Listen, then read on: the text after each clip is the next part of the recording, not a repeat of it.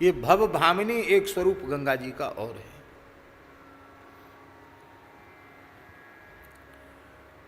ये भगवान शिव की अत्यंत प्रिया हैं। हिमालय की दो पुत्रियां,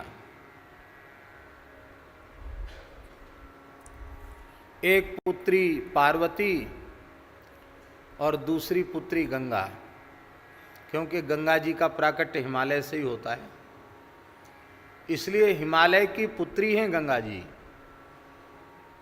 भगीरथ नंदनी तो हैं ही, विष्णु पद सरोज जासी तो हैं ही, जन्नु कन्या तो हैं ही,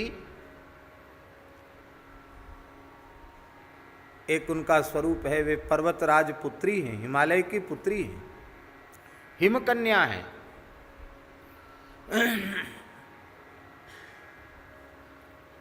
और हिमालय ने अपनी पुत्री पार्वती का कन्यादान भगवान शिव के साथ किया। भगवान शिव को पार्वती अर्पित की। हिमालय ने अपनी द्वितीय पुत्री गंगा को भी शिव जी को अर्पित किया। इसलिए एक स्वरूप गंगा जी का भव भामिनी का स्वरूप भी है।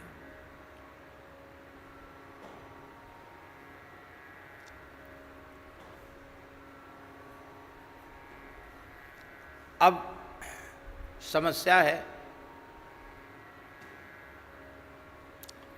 आप लोग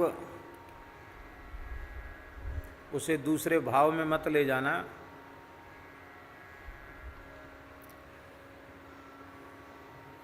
एक परिणीता पाणिगृहीता से निर्वाह कठिन है। हम लोगों के तो अनुभव की बात है नहीं, ठाकुर जी ने बड़ी कृपा की, लेकिन जो गृहस्थ पुरुष हैं वो इसका अनुभव कर सकते हैं। एक परिणीता पाणिगृहीता, उससे भी जीवन का निर्वाह हो जाए, अट्टपट्ट खट्टपट्ट न हो, प्रेम पूर्वक दाम्पत्य जीवन व्यतीत हो जाए, इसमें भी कठिनाई है। और वर्तमान समय में तो अत्यधिक कठिनाई है। पुराने समय में तो फिर भी प्रेम की शुचिता परस्पर बनी हुई थी, क्योंकि उसके मूल में धर्म और सदाचार कारण था। अब धर्म और सदाचार की उपेक्षा हो गई।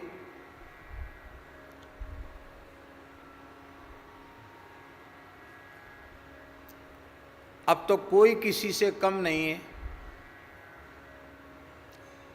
पुरुषों में संयम सदाचार नहीं है, वे एक पत्नी व्रत नहीं है।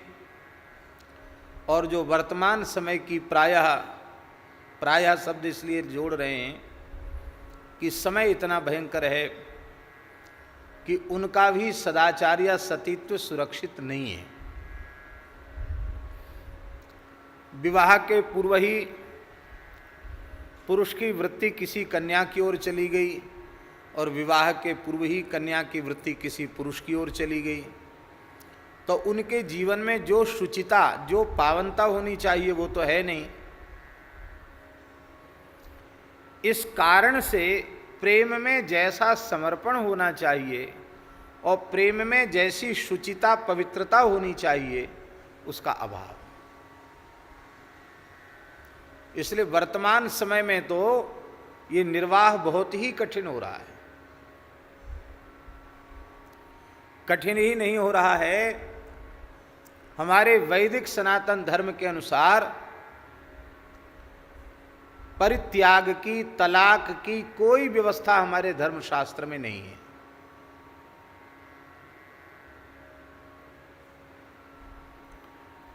विधि पूर्वक पाणी ग्रहण करने के बाद फिर किसी भी अवस्था में उसके त्याग की विधि नहीं है। इसलिए हमारे धर्मशास्त्र में कहीं संबंध विच्छेद या तलाक की व्यवस्था हमारे धर्मशास्त्र में नहीं है। बड़े दुर्भाग्य की बात है कि अब ये दुर्वृत्ति भारत जैसे धर्मप्राण देश में अपने पैर फैलाती चली जा रही है। प्रायः विवाह परस्पर स्वीकृति से हो रहे हैं। माता पिता या कुल धर्म का उसमें कोई विवेक विचार प्रायः नहीं रहता है। शासन की नीतियां भी इसी प्रकार की हैं। अंतर्जातीय विवाह बड़े पैमाने पर हो रहे हैं।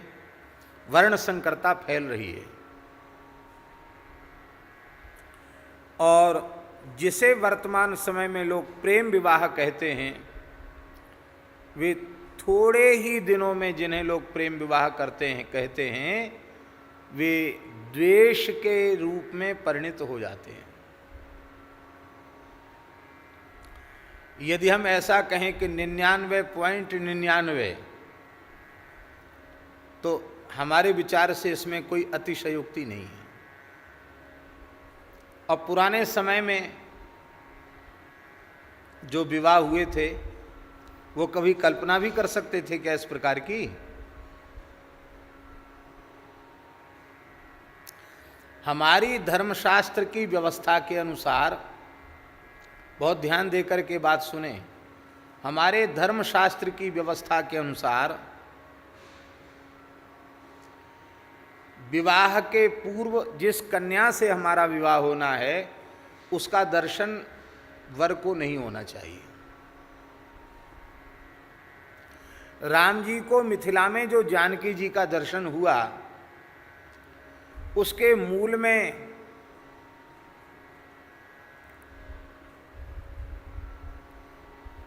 श्री नारद जी की वाणी को सत्य करना था। नारद जी ने कहा था हस्तरेखा देखते समय, इस कन्या का ऐसा योग है कि होने वाले पति का दर्शन इसको बगीचे में ही हो जाएगा। राम जी को भी यही बात बूढ़े बाबा अवध आज आगमी इक आयो, ज्योतिषी बनकर के भोले बाबा आए थे, उन्होंने भी कहा था कि यश कौशल्या जी ने पूछा कि लाला का ब्याह कब होगा? अरे बोले इसको विवाह के पहले अपनी बहू का दर्शन बगीचे में हो जाएगा। तो नारद जी की वाणी और भोले बाबा की वाणी झूठ कैसे हो, इसलिए उनकी वाणी के प्रभाव से ऐसा हुआ। किंतु वहाँ भी कहीं भी किसी प्रकार की कलुषित वृत्ति का सर्वथा अभाव है। नहीं तो भला कोई अपने छोटे भाई से कह सकता है कि ये जनक तनया हैं और मेरा मन इनकी ओर आकृष्ट हो रहा है, ऐसा कोई कह सकता है क्या? ऐसी जो बातें हैं इन्हें हमारे शास्त्र में अपवाद कहा जाता है। क्या कहा जाता है? अपवाद। और अपवाद कभी विधि नहीं बनते। आप लोग कहेंगे ये व्यवस्था क्यों है धर्मशास्त्र की कि जिससे विवाह होना हो उसको पहले से न देखा जाए? ये क्यों है व्यवस्था ऐसी? ऐसी व्यवस्था इसलिए है कि हमारे यहाँ शास्त्र कहता है कि नारी जाति जैसे ही हमारी दृष्टिपथ में आवे, तो यदि वो अवस्था में अधिक है, वयोवृद्धा है, उसे हम माता के रूप में देखें। बहुत छोटी आयु है तो पुत्री के रूप में या छोटी बहन के रूप में देखें। समान आयु की है तो भी बहन के रूप में देखें। अपने से कुछ बड़ी है तो अपनी जीजी के रूप में देखें, बड़ी बहन के रूप में देखें। माने माँ, बहन और बेटी, इन तीन रूपों में ही नारी जाति का दर्शन करने की शास्त्राज्ञा है। अब देखो ध्यान में आई बात। 25 वर्ष तक ब्रह्मचर्य आश्रम है। 25 वर्ष में ब्रह्मचर्य आश्रम पूर्ण करके समावर्तन संस्कार करके वह आया है। अब जो भी कन्या उसके सामने पड़ेगी, शास्त्र कहता 3 दृष्टियों से ही देखो। तो जिस नारी के प्रति, कन्या के प्रति पुत्री भाव या भगिनी भाव या मातृभाव हो गया, उसका पाणी ग्रहण कैसे संभव है? ध्यान में यही बात, ये बहुत बारीक बात है। जिसको एक बार देख लिया तो बहन के भाव से देखा, फिर उससे विवाह संभव नहीं। इसीलिए विधि थी कि कुल पुरोहित वे जन्मांग मिल जाने के बाद, कुंडली का मेलापक होने के बाद, फिर घर के कोई बड़े बूढ़े और कुल पुरोहित जाते थे और जा कर के कन्या का कुछ नेग करके, अब गांव में तो कुछ नहीं, एक नारियल दे दिया, बतासा दे दिया, चांदी के कुछ सिक्का डाल दिए, या कोई सामर्थ्यवान है तो सोने की गिन्नी डाल दी, बस हो गया कन्यावरण।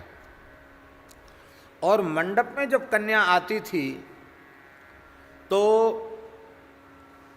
धर्मशास्त्र की विधि बता रहे हैं, कन्या जब मंडप में आती थी तो उसको पर्दे में लाया जाता था, जिसमें कन्यादान के पहले भी उसकी दृष्टि न पड़ जाए। फिर सामने बैठी तो एक अंतरपट, एक झीना कपड़ा बीच में रखा जाता था, माने अभी भी वो मर्यादा है। और जब पाणी ग्रहण हो जाता था तब उसको फिर उसके निकट बिठाया जाता था। ये हमारी व्यवस्था थी, हमारे धर्मशास्त्र की व्यवस्था। अब वो व्यवस्थाएं गायब हो गई। नाम नहीं लेंगे उन क्षेत्रों का हम। अब तो ऐसी व्यवस्था होगी कि संबंध पक्का जैसा हो गया, कुछ चर्चा चल गई तो आना जाना शुरू हो गया। ये कौन है? बोले हमारे यहाँ अगली साल ये बहू बन के आएगी। अभी तो पढ़ रही है, अगली साल बहू बन के आएगी। अब यहाँ किस लिए आई है? बोले आप आ गए, कुछ कथा कीर्तन सत्संग होगा। कब से है यहाँ? 5-7 दिन हो गए, अब यहीं रहेगी। क्यों? बोले एक दूसरे से बातचीत करके मन मिलाएंगे पहले। कितनी क्या कहें, कितनी लज्जाजनक यह बात है। और अभी पाणी ग्रहण तो हुआ नहीं, निकटता पहले हो गई, और किसी बात पर बिगड़ गई तो, समझ में नहीं आया तो आप विचार तो करें, कितनी लज्जा की बात है। इसलिए दाम्पत्य जीवन की पवित्रता इस कराल कलिकाल में बहुत अधिक प्रभावित हुई है, और उसी का दुष्परिणाम है संस्कारवान बालक बालिकाएं जन्म नहीं ले रहे हैं। संस्कारवान सद्गृहस्थ ही संस्कारवान संतान उत्पन्न करते हैं। बालकों में संस्कार, बालिकाओं में संस्कार कहाँ से आएंगे? माता पिता से ही आएंगे। और उनका जीवन ही पवित्र नहीं है तो संस्कार कहाँ से आएंगे?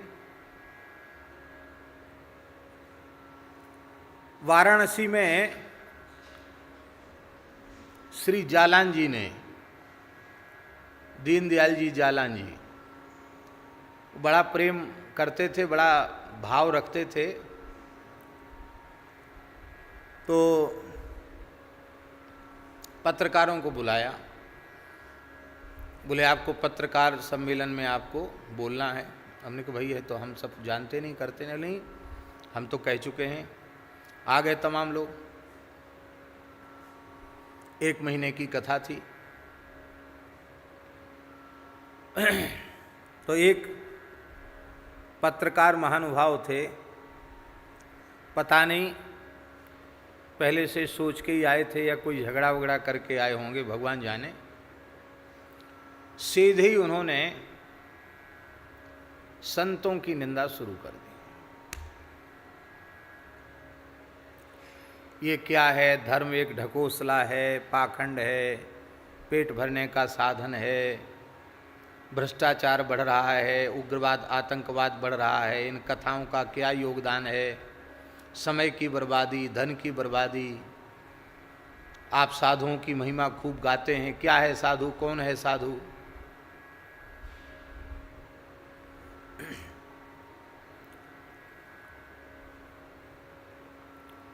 संत अच्छे नहीं हैं।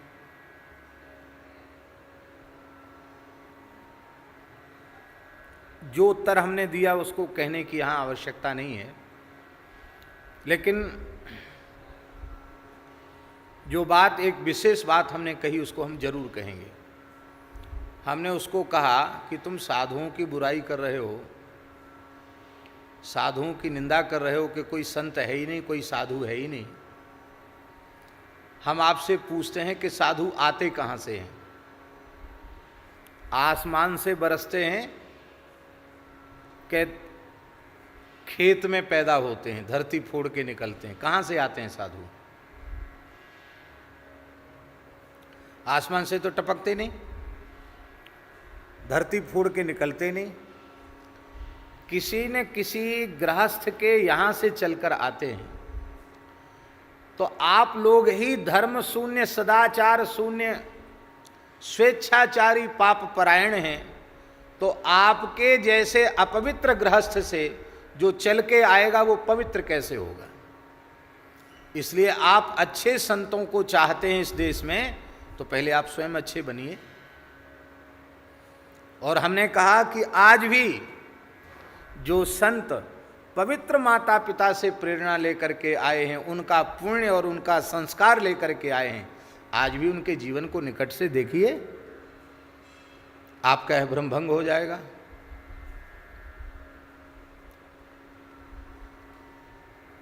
उत्तम संत कहां से आवेंगे?